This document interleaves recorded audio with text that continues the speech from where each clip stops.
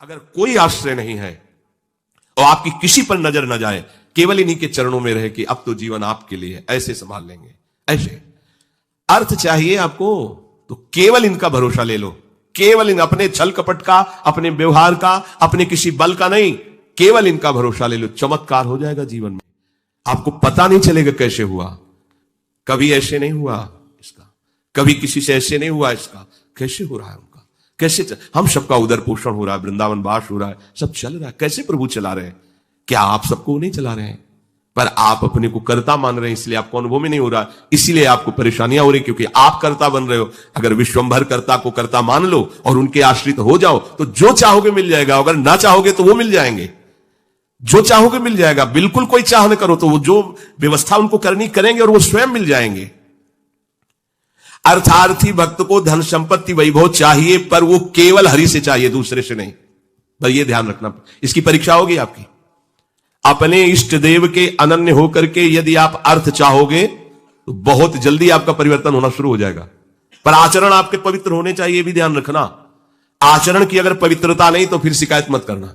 आप अपने आचरण पवित्र करो और नाम जप करो, केवल हरि के आश्रित रहो, फिर देख लेना। अगर आपको लगता हो कि भगवान के भक्त बहुत गरीब और ऐसे, सच्ची पूछो, उनको आकांक्षा नहीं होती।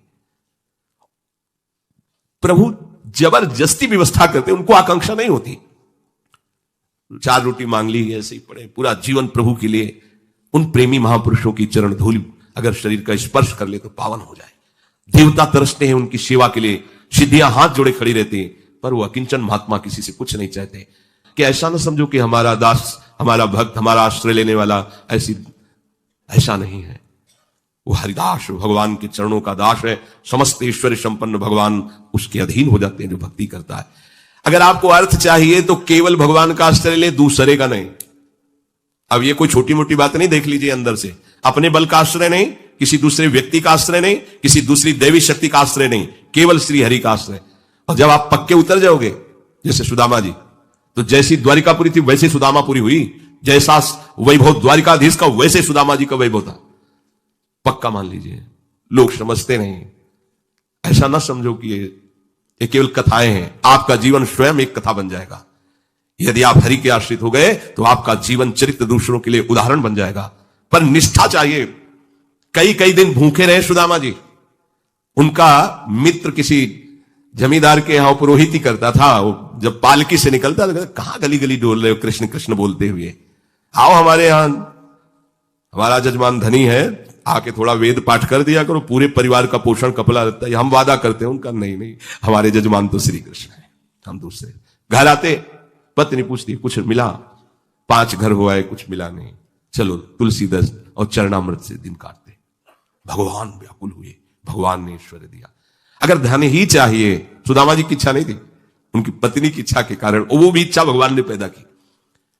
ये भक्तजनों को ऐसा ना समझो फटे पुराने कपड़े पहने या ऐसे घूम रहे हैं, बड़े अभागी हैं। हम तो बड़े भाग्यवान हैं क्योंकि हमारे पास सारा ऐश्वर्य है। ऐसा ना समझो उनके भाग्य में ऐश्वर्य बनाने वाली मशीन मिल गई है, श्री हरि।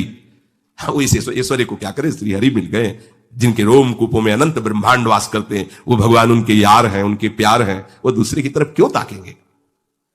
और जिज्ञासु, जो जानना चाहता है, भगवान को केवल भगवान ही जानते हैं, दूसरा नहीं जानता।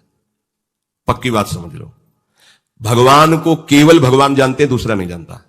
बोले संत महात्मा, इनको भगवान ने जना दिया तो ये भगवान के स्वरूप हो गए।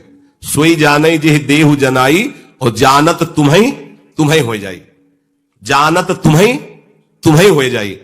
अब वो ढांचा केवल बाहर से दिखाई देता है, मनुष्याकृति, पर अंदर उस ब्रह्मविद ब्रह्मवि भवति। भगवान को जान करके वो भगवत स्वरूप हो जाते हैं। जानत तुम्हें हो जाई।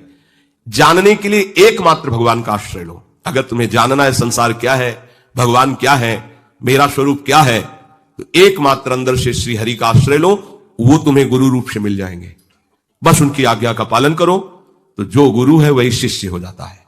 शिष्य की पूर्णता गुरु स्वरूप में स्थित हो जाना, भेद खत्म हो जाना, अभेद हो जाना। जो गुरु है वही शिष्य का हृदय हो जाता है। ढांचा 2 दिखाई देंगे, अब गुरु शिष्य में किंचन मात्र भेद नहीं रहा, अभेद स्थिति को प्राप्त हो गया। यही गुरु के वचन पालन करने का फल है।